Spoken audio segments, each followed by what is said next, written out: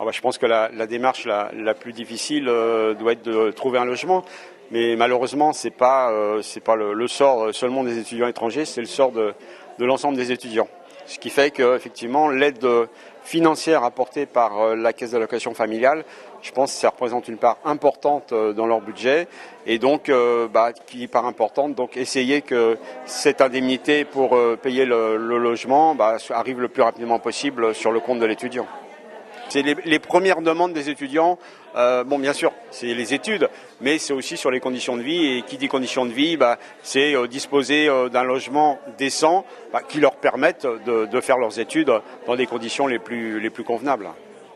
C'était pas une première en France, parce qu'il y avait beaucoup de villes universitaires où il y avait un petit peu, ça peut-être sous une forme un peu différente, il y avait des forums logements, des forums rentrées, qu'on avait d'ailleurs initialisé.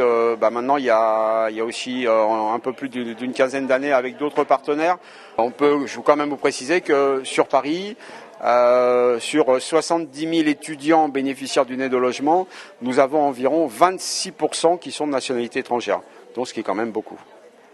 Nous sommes partenaires, c'est la 9e année qu'existe cette plateforme, mais je dois dire qu'au niveau de la CAF de Paris, on a un historique qui est beaucoup plus long, puisqu'il y a maintenant un peu plus d'une quinzaine d'années où nous étions présents donc, sur la cité universitaire à un moment de chaque rentrée. Donc vous voyez, c'est une longue histoire d'amour entre la CAF de Paris et la cité universitaire.